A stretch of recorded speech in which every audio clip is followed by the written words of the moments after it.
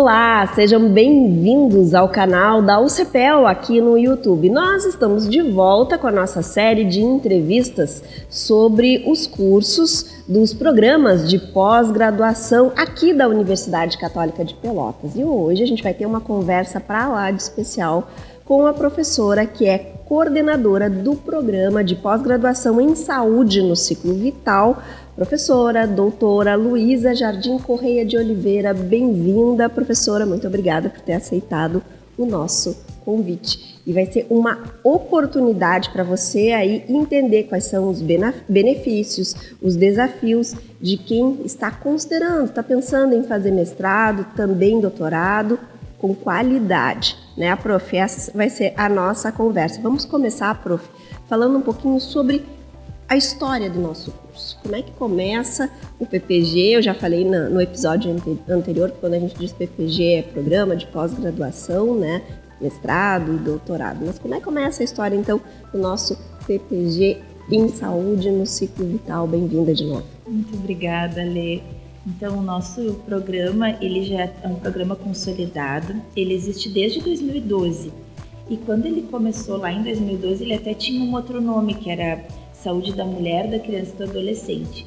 Ao longo do tempo e do andamento das turmas, nós fomos entendendo que essa etapa do ciclo vital não dava conta de tudo que a gente estudava aqui no programa. Então, hoje ele se chama Programa de Pós-Graduação em Saúde no Ciclo Vital e abrange, então, todas as etapas do ciclo vital. Nós, recentemente, agora em 2024, tivemos a 100ª defesa de dissertação de mestrado. Então, um programa que tem uma história, né, que tem, como eu falei, ele é consolidado, já formou 100 mestres em toda a região, e isso é motivo de muito orgulho. Também em 2024 nós tivemos a aprovação do doutorado profissional em saúde no ciclo vital, que é um reconhecimento muito grande em relação ao mestrado, porque para tu submeter uma proposta de doutorado tem que ter uma avaliação bem rigorosa, né? E nós tivemos, né, um bom conceito nessa avaliação, podemos submeter a proposta de doutorado que foi aprovada pela CAPES, já regulamentada pelo Ministério da Educação, e a primeira turma inicia agora em 2025. Então, essa seleção que a gente está conversando sobre ela na nossa série de entrevistas já tem essa novidade aí no programa, né, em saúde no ciclo vital. Vamos ter doutorado. Vamos ter doutorado. Na área de saúde coletiva, né, na grande área de saúde coletiva, temos mestrado e doutorado. E o doutorado profissional é uma modalidade nova que tem poucos cursos no Brasil na área de saúde coletiva. Em outras áreas mais técnicas existem, né, outros programas profissionais, mas na área de saúde coletiva é uma novidade. Aqui no Rio Grande do Sul é o único. Professor, é importante até a gente explicar para todo mundo que está nos acompanhando, que está tentando aí fazer, né, tomar uma decisão, vou fazer mestrado, vou fazer doutorado. Qual a diferença do mestrado profissional, do doutorado profissional, para o mestrado que a gente chama acadêmico, né, o doutorado acadêmico? O que eles diferem? A diferença principal é o percurso pedagógico que o aluno vai trilhar. Porque os programas profissionais, eles são pensados para a prática profissional. Então, o que mais importante é que o aluno traga suas questões, suas perguntas de pesquisa do seu trabalho, do seu cotidiano, para que, com o conhecimento científico, poder resolver, enfim, e formular novas ideias. Então, os programas profissionais, eles estão vinculados ao trabalho mesmo, na prática. E os acadêmicos têm um percurso que também vai envolver outro tipo de formação, mais didática e científica num outro âmbito, né? Mais de pesquisa mesmo. E o profissional vai para aplicação na prática. Inclusive, o trabalho final do profissional, ele é diferenciado, né, professor? Ele é diferente. O que acontece? Como a gente tem esse foco no trabalho, os produtos, as dissertações e teses, elas não necessariamente precisam ser um artigo científico. Elas podem ser produtos técnicos ou tecnológicos, que são produtos que são realmente aplicados, né, ao contexto do trabalho, da saúde da população e da transformação social, que é o objetivo do nosso programa. Perfeito. Prof, vamos falar de estrutura, né? Como é que funciona, na verdade, a estrutura do programa, corpo docente, laboratórios, o que a gente tem para oferecer para quem quer ser nosso aluno? Sim. Bom, nós temos toda a estrutura de uma universidade que é consolidada na área da saúde, né? Que tem a sua fortaleza na área da saúde, com uma atenção básica organizada, então várias UBSs que são geridas, né, pela universidade, um hospital universitário muito importante, referência para uma série de coisas. Então a nossa universidade para a área da saúde, ela é assim, muito importante, e isso soma ao nosso curso na área da saúde coletiva. O corpo docente também, ele é um corpo docente muito qualificado. Então tem professores de diversas áreas, então tem médicos, psicólogos, dentistas, administradores e um corpo multidisciplinar, e isso também é uma super fortaleza do nosso curso. Pesquisadores renomados na saúde no mundo todo, e também professores que têm esse vínculo com a atuação prática no SUS, que nos qualifica muito também, qualifica muito a nossa formação. E a questão de laboratórios, voltando um pouquinho, para as pessoas entenderem, quando a senhora fala, temos UBS, temos hospital, temos, né, clínicas, todos são laboratórios, não é, professora? Sim, a gente não caracteriza assim como laboratório, mas sim, é uma estrutura que corresponde. Os laboratórios que nós usamos mais na saúde coletiva são os laboratórios de informática. E, claro, tem os laboratórios do saúde e comportamento também, e que não são coisas fechadas, que um aluno, porventura, pode trabalhar ali. Só o que a gente pensa muito, assim, nas dissertações, nos trabalhos de pesquisa, é esse vínculo claro com a saúde coletiva. Sim. Com a melhora da saúde da população como um todo. Com a comunidade, né? Com Exatamente. Trabalhos voltados para benefício à população, aos pacientes, a quem realmente vai ser atendido. Exatamente. Prof, para quem trabalha, saúde no ciclo vital é um programa de pós-graduação, é um mestrado e agora, né, um doutorado que se integra à rotina de trabalho de um profissional? Sim, isso é muito importante, Alê, porque como é um programa profissional, é muito importante que as pessoas possam continuar trabalhando, e geralmente, né, a maioria dos nossos alunos são trabalhadores da rede de atenção ou de clínicas privadas, enfim. Então, a nossa organização didática, ela se dá no mestrado, com aulas todas as sextas-feiras no primeiro ano.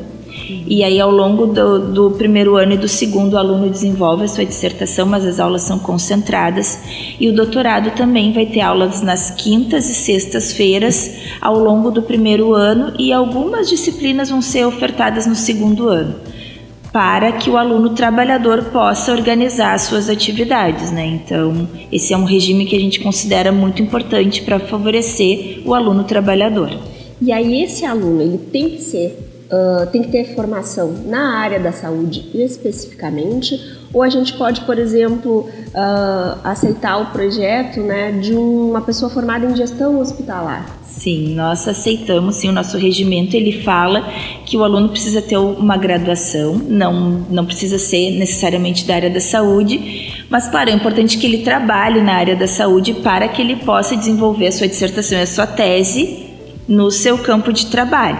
Então, pode ser qualquer graduação, desde que o aluno desenvolva suas atividades na área da saúde. E a gente não falou antes, mas eu acho importante ressaltar, ainda entre as diferenças do acadêmico e do profissional, que o título é o mesmo.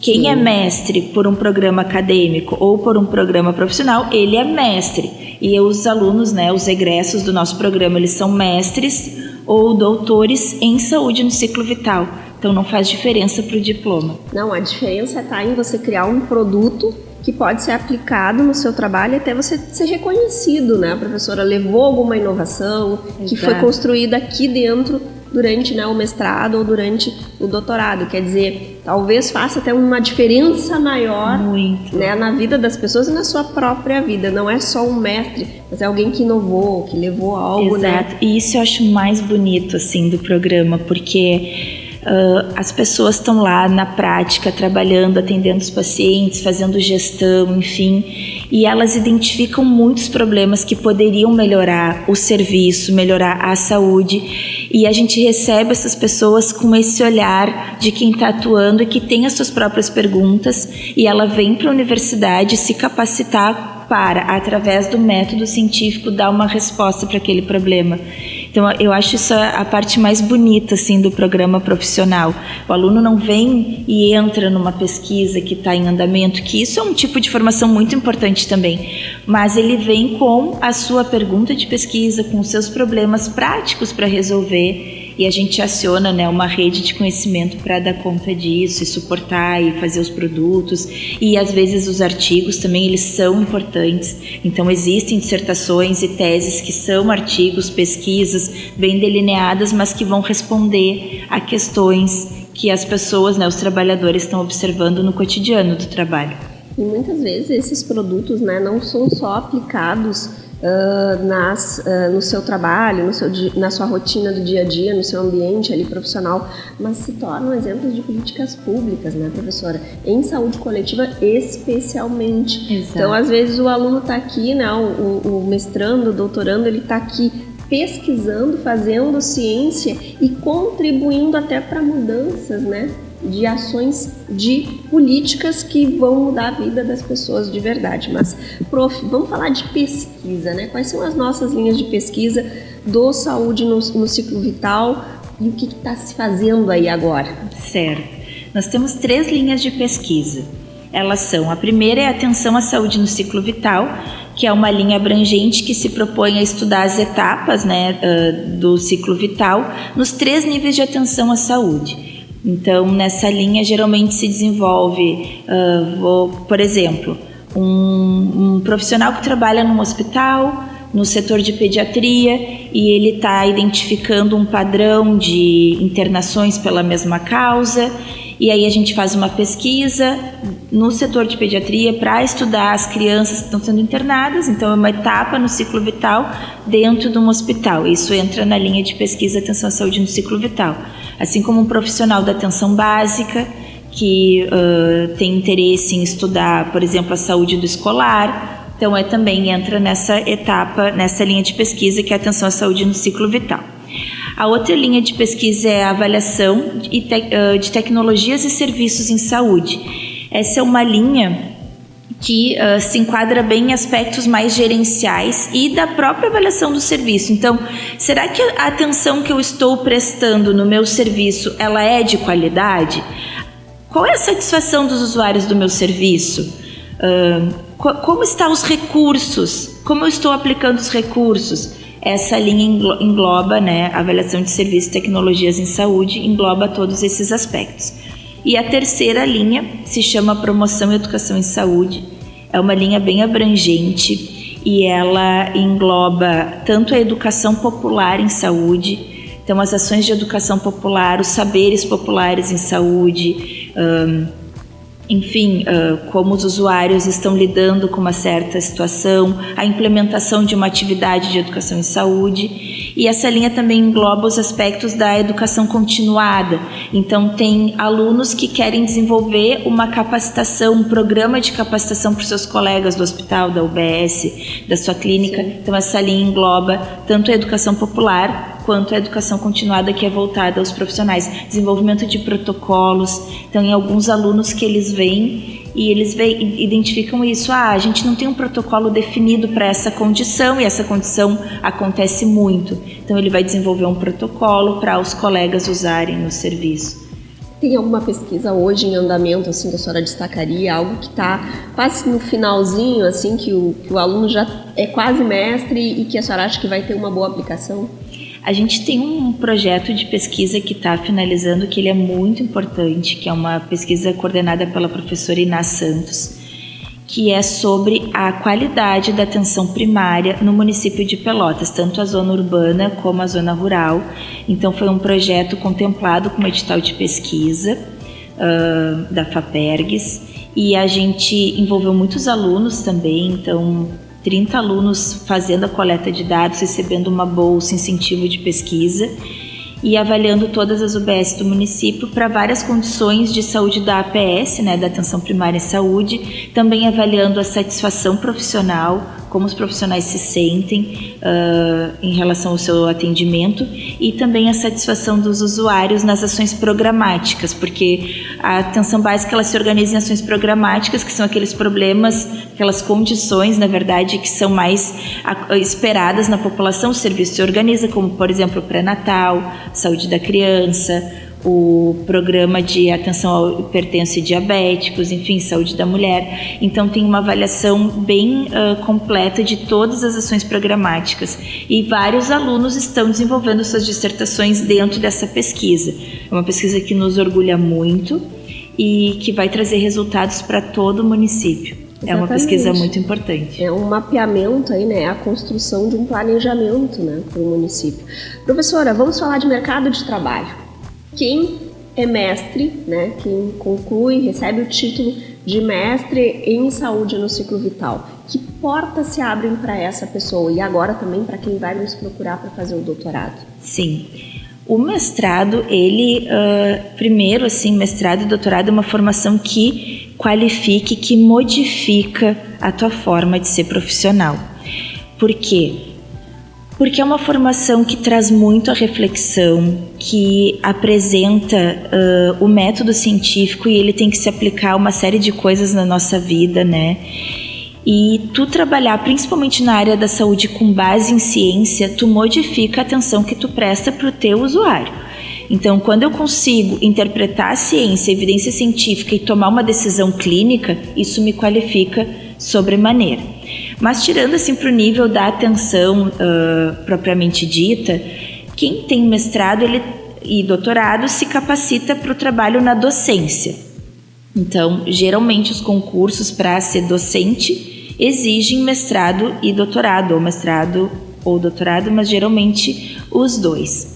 E também no serviço público, dependendo da onde a pessoa atua, ter mestrado e doutorado ele está incluído no plano de carreira. Então, Exato. As pessoas acabam tendo uma progressão na sua carreira por ter a formação de mestrado e doutorado.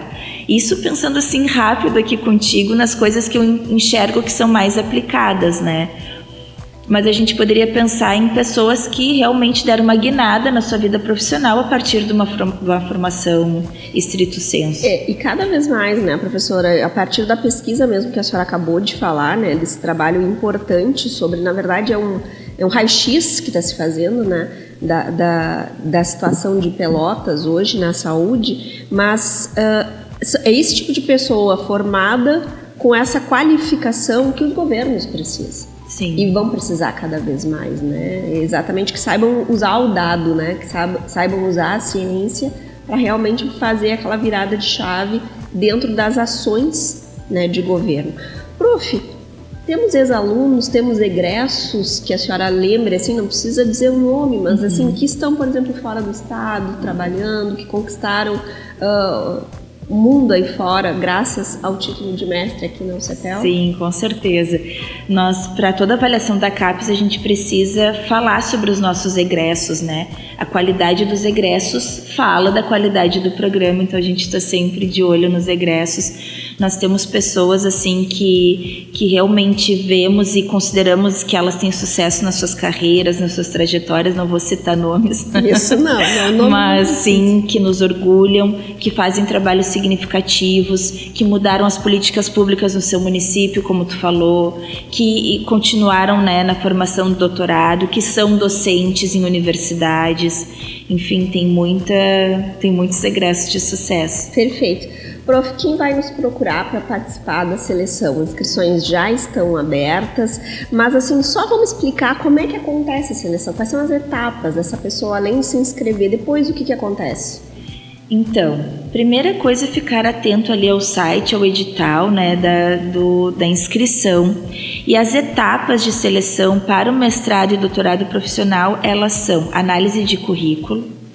Então, tem lá no edital a pontuação, a pessoa precisa apresentar seu currículo, apresentar os comprovantes para fazer uma pontuação. Tem a apresentação de um projeto memorial, onde o candidato vai colocar as suas intenções, suas expectativas, a sua trajetória e apontar um projeto de pesquisa. Então, não necessariamente ele vai desenvolver, se aprovado esse projeto de pesquisa, mas ele precisa apontar que ele tem, sim, questões que ele quer estudar e como ele enxerga isso. E uma entrevista. Então, essa é a nossa seleção de forma geral, assim. Prof, agora um desafio. Se eu fosse uma possível candidata, como é que a senhora me convenceria a fazer a seleção? Olha só. Por que eu teria que fazer a seleção para Saúde no Ciclo Vital? Olha, Lê, tu tem que fazer essa seleção se tu tá com interesse em realmente transformar tua prática profissional, em tu ampliar tuas habilidades cognitivas, científicas, para que tu possa prestar uma melhor atenção ao teu paciente. Eu acho isso mais importante. Mas eu acho que tu também tem que fazer isso, tu tá com planos, né, de seguir uma carreira como pesquisadora, como professora, melhorar a tua progressão na tua carreira e estudar saúde coletiva e esse olhar assim em relação ao mundo, né? Pensar que a saúde é importantíssima e que a gente precisa garantir que ela seja de qualidade para todas as pessoas, para fortalecer o nosso sistema único de saúde. Isso é tão importante, né? Um sistema que dá conta de cuidar de milhões de brasileiros e a gente pode contribuir para que o SUS se consolide, fique mais forte, mais efetivo. Perfeito, convencida. Vai fazer? Convencida, convencida. Ai, que bom. Convencida. Prof, muito obrigada pela sua participação aqui conosco. A gente conversou hoje na série a gente conversou tanto que eu até estou rouca. Eu vi que a professora não tomou água, eu tomei água. Tomar uma aguinha, prof. A gente não tem café aqui, a gente tem água aqui, né, prof? Porque tá também um dia começando quente, né? Então a gente está tomando água. Mas muito obrigada pela sua participação, por ter conversado com a gente, contado um pouquinho do programa de pós-graduação em Saúde no Ciclo Vital. Para saber mais, tem que vir fazer parte. E as inscrições, como a gente falou, estão abertas. Todas as informações lá no site, o cepel.edu.br. É só ir lá na aba dos editais que você consegue saber tudo o que precisa para então fazer parte, entrar para a seleção, fazer parte primeiro da seleção do programa de pós-graduação em saúde no Ciclo Vital. A gente se encontra em uma próxima entrevista. Até lá!